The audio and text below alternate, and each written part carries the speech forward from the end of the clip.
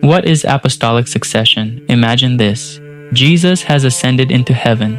The apostles have begun preaching. Thousands are coming to believe. Churches are growing. But one question remains. What happens when the apostles begin to die? Did Christianity simply lose its leaders? Or did Jesus leave a way for his mission to continue?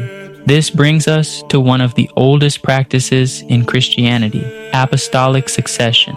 And surprisingly, it begins before the church is even fully born. Judas is replaced. One of the 12 had betrayed Jesus. Judas Iscariot was gone. Now there were only 11 apostles. Did the remaining apostles simply continue with fewer leaders? No. Peter stood before the believers and quoted the scriptures. Then he said something remarkable.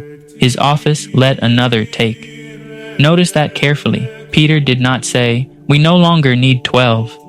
He understood that Judas's ministry was an office, and that office needed a successor. So the apostles prayed. They sought God's guidance.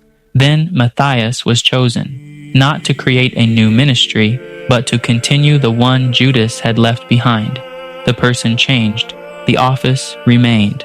That pattern becomes incredibly important, more than a ceremony. As Christianity spread across the Roman world, the apostles could not remain in every city forever. New churches needed shepherds. Someone had to preach. Someone had to teach. Someone had to protect the faith. So the apostles began appointing leaders, but they didn't simply vote. They didn't ask for volunteers. Again and again throughout the New Testament, they laid their hands upon those they appointed. This visible act symbolized a spiritual mission being entrusted to another. Paul reminds Timothy, "Do not neglect the gift you received through the laying on of hands." Later he tells him, "What you have heard from me, entrust to faithful men who will be able to teach others also." Notice the pattern. Christ taught the apostles taught Timothy. Timothy would teach others. Those others would teach the next generation.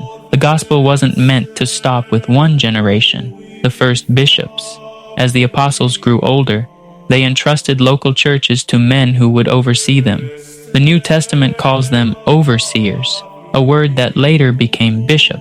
Their mission wasn't to invent new teachings. It was to faithfully preserve what they had received from the apostles. They became guardians of the faith, not owners of it.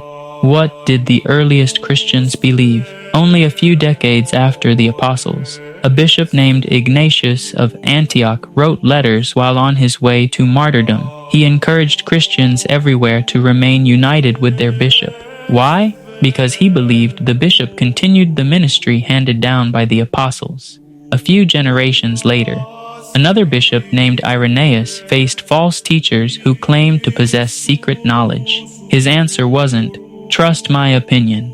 Instead, he pointed to something historical. He said Christians could trace the leaders of the church back to the apostles themselves. For Irenaeus, that living chain of succession protected the true teaching of Christ.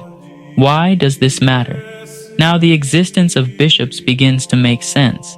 They were never meant to replace the apostles. They continued the apostles' mission.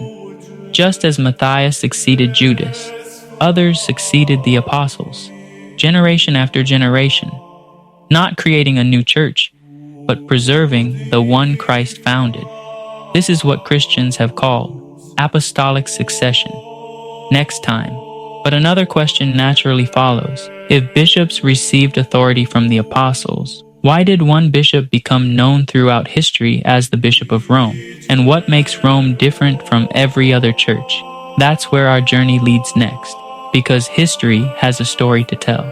And sometimes, the oldest voices are the ones we've forgotten to hear. The search for truth never ends, because truth has a name, Jesus Christ.